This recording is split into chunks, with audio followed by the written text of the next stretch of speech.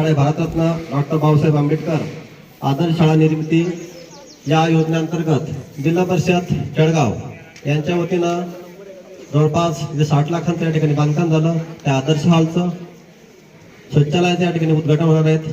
त्यांच्या हस्ते आज उद्घाटन होणार आहेत। आपल्या सर्वांना मागील आठवड्यापासून ज्यांच्या उद्घाटनाची आपण वाट पाहत होतो असे आपल्या जामनेर नगरीच्या लोकनियुक्त नगराध्यक्षा आदरणीय साधनाताई महाजन या ठिकाणी उपस्थित आहेत। सर्वांनी सर्वप्रथम टाळ्या वाजवून त्यांचं स्वागत या ठिकाणी करूया।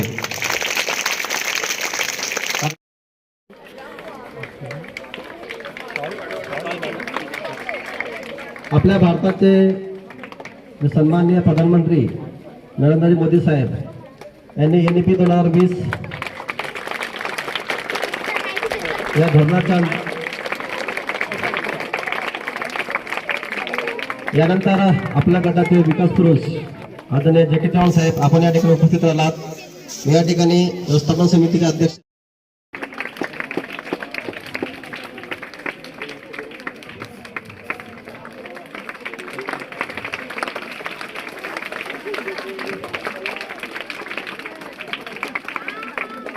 मंचावर उपस्थित विनंती करतो की आपण या ठिकाणी मयूर दादांचं या ठिकाणी स्वागत आणि सत्कार या ठिकाणी करावा।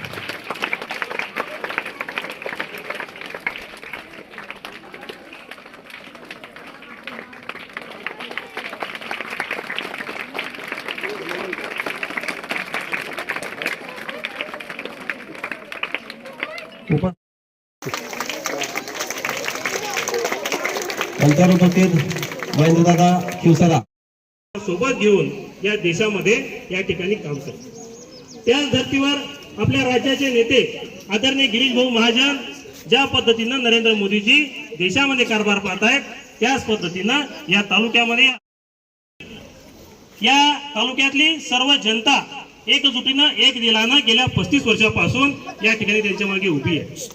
आणि त्याच्यासाठी गिरीश भाऊ सतत प्रयत्न करत असतात की कशा पद्धतीनं या तालुक्याला आपल्याला न्याय देता येईल। आणि शिक्षण क्षेत्र असेल, शेतकऱ्यांचं क्षेत्र असेल, सामाजिक क्षेत्र असेल, रोजगाराचं क्षेत्र असेल, अशा सर्व क्षेत्रामध्ये या ठिकाणी आपल्या तालुक्याचा विकास या ठिकाणी होतोय। आणि म्हणून आपल्या या तोंडापूर गावामध्ये आज एक चांगली शाळा या ठिकाणी तिचं लोकार्पण आपण या सर्व मान्यवरांच्या हस्ते या ठिकाणी करतो।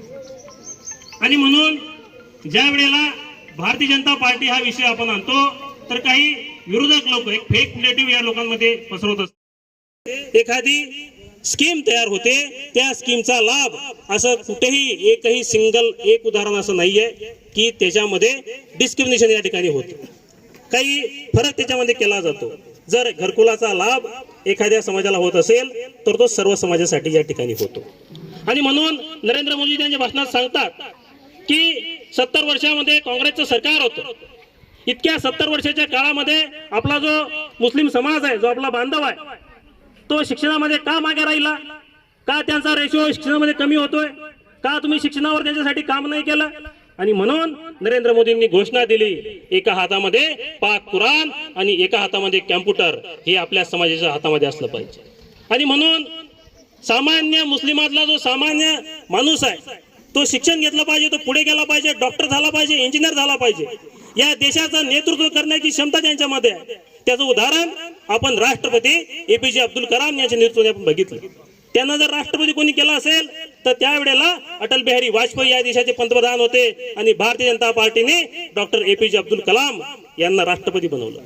आणि म्हणून येणाऱ्या काळामध्ये मी आपल्या सर्वांना विनंती करणार आहे की विरोधकांचा हा फेक नेरेटिव्ह आपण या ठिकाणी खोडून काढावा आणि त्यांना दाखवून द्यायचं आहे की मुस्लिम समाज हा विकासाच्या बाजूने आहे, त्यांच्या उन्नतीचा, त्यांच्या मुलाबाळाचा जो विचार करणारा पक्ष आहे भारतीय जनता पार्टी, त्याच्या पाठीमागे उभे राहणारे आपण सर्व लोक आहोत। आणि म्हणून थोडाशा लोकार्पण सोहळ्याच्या अध्यक्षा जामनेर नगरीच्या नगराध्यक्षा साधनाताई महाजन, आपल्या मंडळाचे अध्यक्ष मयूर पाटील,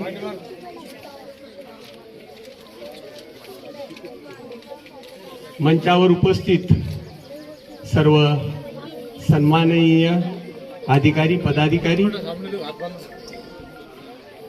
शालेय व्यवस्थापन समितीचे अध्यक्ष, सर्व सदस्य,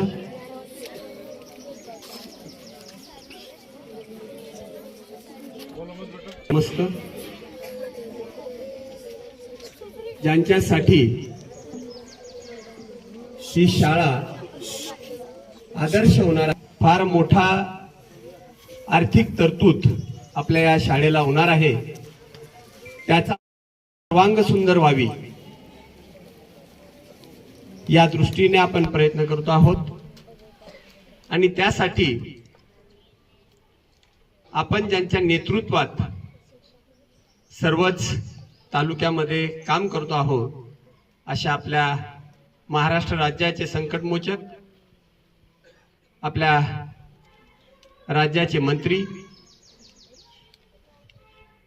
तालुक्याचे नेते नामदार गिरीश भाऊ महाजन यांच्या सहकार्याने, त्यांच्याच दूरदृष्टीतून हे सगळं घडतं. आपण सगळेच आज आपल्याला माहिती आहे की रमजानचा पवित्र महिना सुरू आहे. या पवित्र महिन्याच्या, रमजानच्या महिन्याच्या मी आपल्याला सर्वच समाज बांधवांना, नामदार गिरीश भाऊ महाजन, साधनाताई महाजन, माझ्यासह मंचावर उपस्थित सर्व मान्यवर आहेत, त्यांच्याकडनं खूप खूप शुभेच्छा देतो. मित्रहो, जेव्हा काम करायचं आहे तर मनामध्ये जर काम करायची उर्मी असेल, आपण या समाजाचं काही देणं लागतो अशी भावना जर मनात असेल, तर वेगवेगळे उपक्रम मतदारसंघामध्ये होतात, वेगवेगळी लहान मोठी कामं मतदारसंघामध्ये होतात. आणि त्या दृष्टीने ज्यांनी आपलं आयुष्य जनसेवेसाठी म्हणून वाहून घेतलं, अशी आपल्या साऱ्यांचेच आवडते नेते नामदार गिरीश भाऊ महाजन. तोंडापूर गाव आम्हाला निवडणुकीमध्ये मागे ठेवत असेल, पण आम्ही आमचं प्रेम करणं काही बंद केलेलं करत राहणार आहोत. दिवस बदलतात, वेळ बदलते, लांबचा माणूस जवळ येतो, कारण आपली काही वडिलोपार्जित एकमेकांशी दुश्मनी नाहीये. एकमेकांच्या प्रती आपलं काही घराला घर बांधायला बांध नाहीये की बापदाद्यांपासून आपले काही वाद चाललेले आहेत. त्याच्यामुळे घडतात काही कमी अधिक घटना घडतात. लोकल राजकारण त्याला काही प्रमाणात कारणीभूत ठरतं आणि त्याचा परिपाक म्हणून आपण त्या पद्धतीने निवडणुकीला सामोरे जातो. मला असं वाटतं की खरा नेता तोच, खरा समाजसेवक तोच की जो त्या गोष्टीकडे दुर्लक्ष करून, म्हणजे तसं जर केलं की या गावात मला मतं कमी मिळाली, त्या गावाचं कामच करायचं नाही, असं जर केलं तर मग तो नेता कुठेतरी 5 वर्षानंतर थांबतो. पण संध्याकाळी त्या रस्त्याने जाऊन वर बसून शांतपणे त्या झुळक हवेची, ते समोर आपलं धरण, अत्यंत नयनरम्य असा परिसर तो नजरेत पडतो. या दृष्टीने आपण विकास काम करतो आहोत, यापुढेही करणार आहोत. आणि मला वाटतं मग ते देशाचं राजकारण, हे असे निवडणूक असेल, राज्याची असेल, त्यावेळेस नक्कीच हा नरेटिव्ह पसरवण्याचा प्रयत्न आतापर्यंत झालेला आहे. ऐसा हुआ तो ऐसा होगा. पण आता आपण पाहता आहेत, गेल्या 11-12 वर्षापासून मोदीजींचं सरकार आहे. कुठलाही अनुचित प्रकार, धर्म, जात, पंथ हे पाहून त्याला मदत करायची किंवा त्यांच्यासाठी योजना आखायची, असं कुठलंही काम आजपर्यंत या देशात झालेलं नाही. प्रत्येक समाजामध्ये काही घटक हे पूर्ण समाजाला काळीमा फासतात. पण म्हणून कोणताच समाज तर निश्चितपणे आपल्याला फरक हा जाणवतोय किंवा दिसला असेल. आणि त्याप्रमाणेच मग काम करणारा कोणी असेल त्याच्या पाठीशी आपण उभं राहिलं पाहिजे. आणि त्याच पद्धतीने आजपर्यंत 7व्यांदा गिरीश भाऊ आमदार झाले त्या तालुक्याचे आणि 3 वेळेस मंत्री झालेत. त्यांच्यावर आपण एवढं प्रेम का करतो आहोत? कारण त्यांचंही आपल्यावर तेवढंच प्रेम आहे.